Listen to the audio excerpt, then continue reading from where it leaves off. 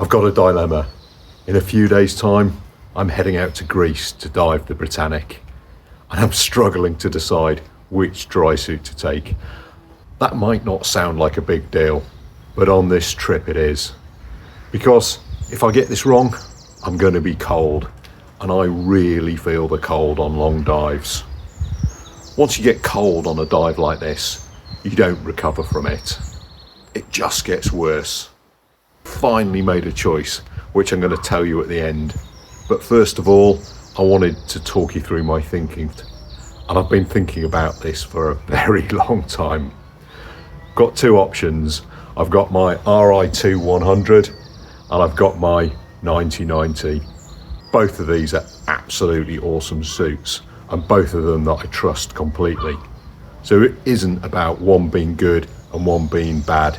It's about which one is right for this specific trip. Let's start with weight, because this trip isn't just about diving, it's everything around it. So flights, transfers, boats, moving kit around airports, lugging it onto cars and taxis and all that kind of stuff.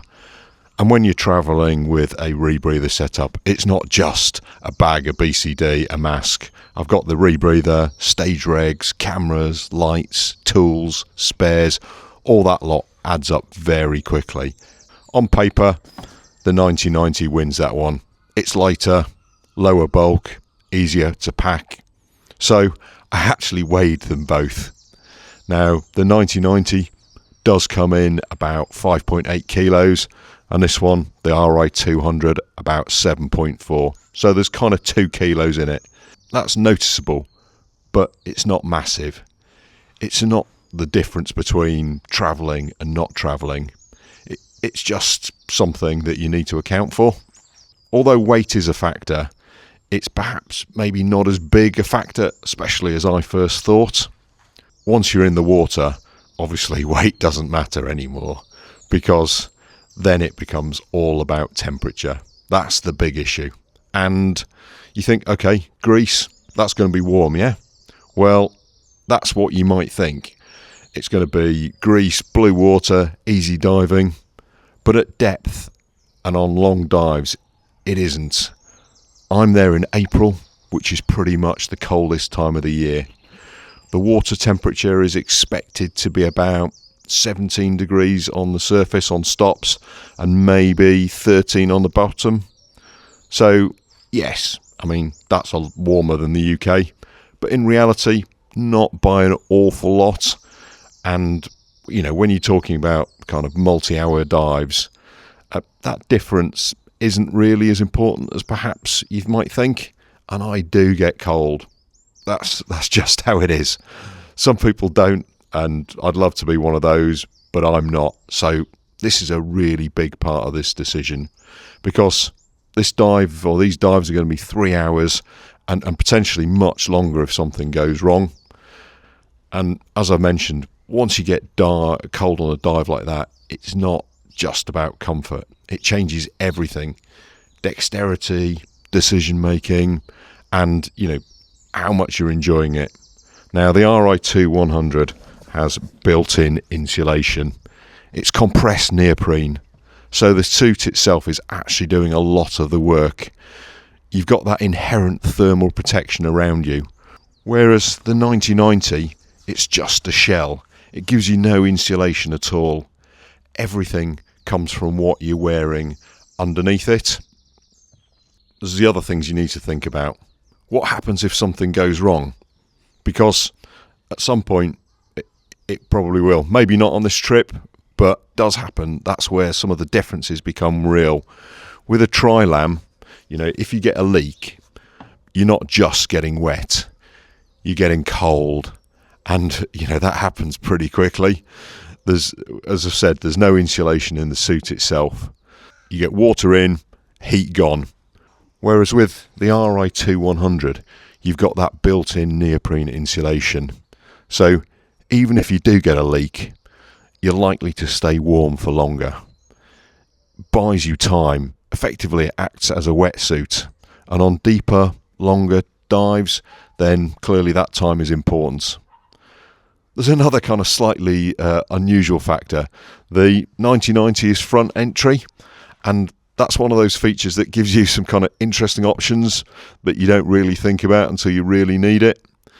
I remember an incident with Rick Ayrton on the Britannic. He ended up with a kink in his P-valve hose.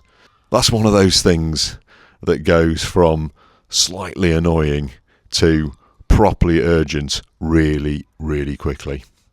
With a back zip suit, you're absolutely stuck. There's nothing you can do about it. With the front entry, 9090, he was able to get in, open up his zip, get in, undo the kink and carry on. It flooded the suit, but that was still a far better outcome than the alternative. And that's a genuine advantage of a Dilemma or a front entry suit. But for me, it's not the deciding factor. And that's where the undersuit setup comes in as well, because it's not just about the suit, it's about the system. And regardless of which suit I take, I'm going to be running the O3 PBB Extreme system. That's their colder water option. It's a double layer thermal fleece, so it's properly warm without being overly bulky and super restrictive. It's a two-part system as well, so it's flexible and easy to move in once you're fully kitted up and you can do stuff before you get in. It wicks moisture away from your body, because once you get damp inside a dry suit, your insulation kind of drops off, so that wicking is really important.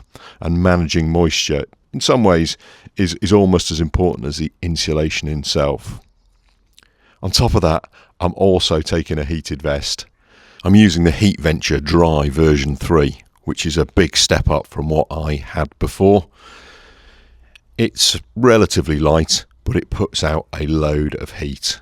And from a travel point of view, the batteries are going to be relatively small and easy to carry, which definitely helps with the weight and that kind of stuff.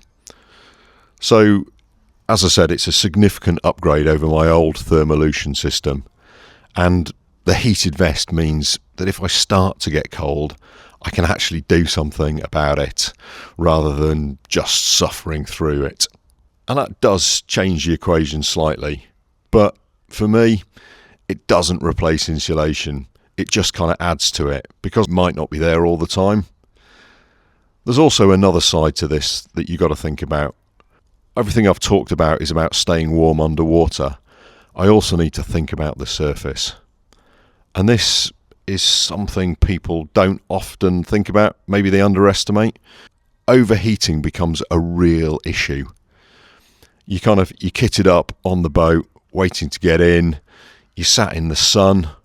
And if you're in a warmer neoprene suit with a thick undersuit, you can really, really cook.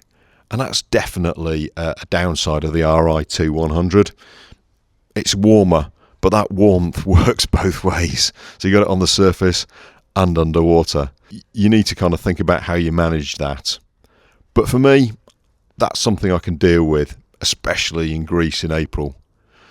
Being warm before a dive is uncomfortable, but being cold during a long, big dive, for me, is a much bigger problem. So I've been going back and forth on this. I've been debating it for months. Weight versus warmth. Convenience versus protection. Surface comfort versus in-water insulation. Because if I zoom out and look at what really matters on this trip, for me, it's time in the water. They're going to be long dives, relatively cold water, and not so many options if things don't go to plan. And there's one more thing I need to think about. Now, I've used the 9090 before, and I know it works. I've used it on deep dives in the Mediterranean, but those were a bit shorter, 90 to 120 minutes, not 3 hours. It was in Malta, and for me, that's a slightly different proposition. So, after all, I've made my decision. I'm taking the RI2100, because ultimately, I'd rather carry an extra couple of kilos than spend 3 hours on multiple dives wishing I hadn't. it just gives me more inherent warmth. There's also that margin if something goes wrong, and it means that I'm less reliant on everything else working perfectly. And on a dive like this, on a trip like this, for me, that matters. I do know exactly what I'm giving up though. This is going to be heavier. It's going to be warmer on the surface, and it's going to be slightly less flexible as well. So there's still a part of me wondering if I'll regret it. But right now, this feels like the right call. We'll see. Hopefully, I'm not going to be sat there on the boat in Greece thinking, I wish I'd brought the other one. Now, if you've got some thoughts on what you'd take, now please let me know in the comments. If you want to see how this decision making actually plays out on the Britannic, well, I'm going to be doing a whole load more content. So make sure you watch it. It'll be on here. It'll be on my social media channels. I'll be putting out a load of more videos, a load more information, everything, and you'll be able to find out if I made the right choice or not. I'm Dom Robinson, Deep Wreck Diver. Hope you enjoyed this video. I'll look forward to seeing you on the next one.